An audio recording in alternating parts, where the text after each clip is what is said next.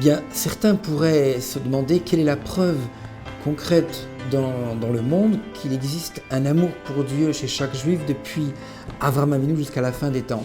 Une notion qui est quelque part quand même difficile à comprendre et à admettre. Alors, l'une des preuves que donnent nos maîtres, qui est une preuve très très forte et très belle à la fois, c'est l'histoire juive. Nos maîtres expliquent qu'on peut trouver en 4 points l'idée de cette pérennité de l'amour de Dieu du Ham Israël.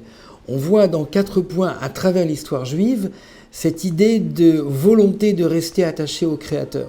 Alors, on va essayer de voir dans 4 points qui nous paraissent intéressants et qui visualisent bien cette idée d'amour de Dieu chez chacun.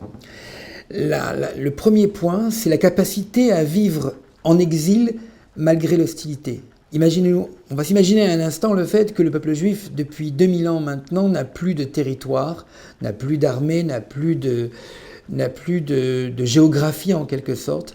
Et malgré cette absence d'éléments importants pour former un peuple, le peuple juif est resté quand même, malgré l'hostilité et les persécutions, attaché à sa pratique.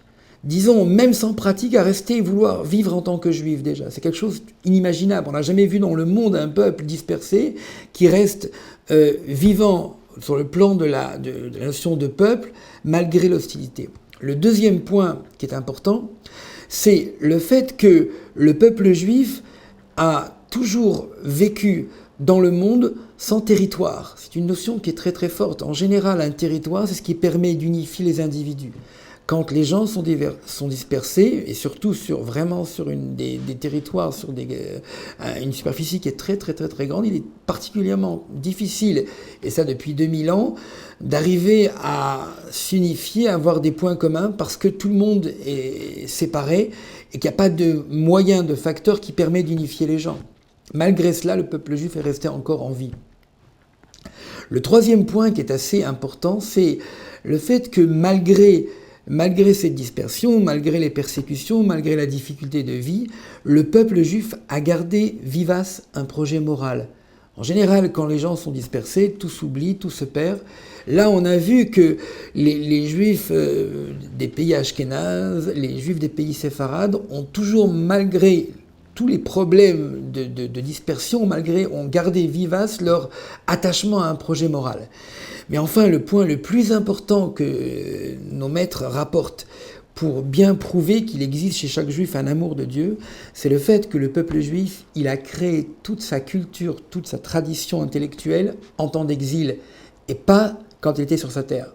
À l'époque du roi Shlomo, à l'époque même plus tard, le peuple juif était sur une terre tranquille, avec un certain pouvoir. On n'a jamais vu des grandes productions intellectuelles.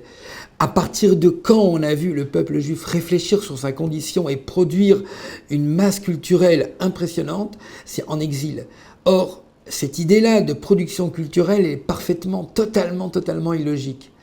Mais elle prouve l'attachement à Dieu. On a vu que le Talmud a été écrit en l'an 500 de l'ère vulgaire, à une époque où le peuple juif était dispersé et persécuté en partie.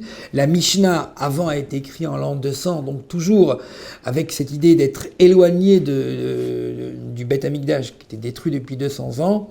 On a vu par la suite le Shulchan Arour, le Code de loi, et tous les écrits post-talmudiques, jusqu'à après la période des grands maîtres du Talmud qui précède le Gaon de Vilna. On a vu la Chassidoute, on a vu toutes ces éclosions culturelles qui est d'une grande richesse en temps d'exil.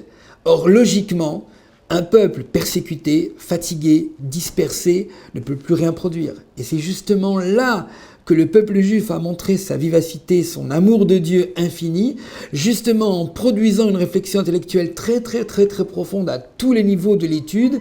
C'est la preuve en fait qu'il y a vivace dans le cœur de chaque juif un attachement à Dieu infini qui dépasse toute la logique et tous les raisonnements rationnels d'une nation.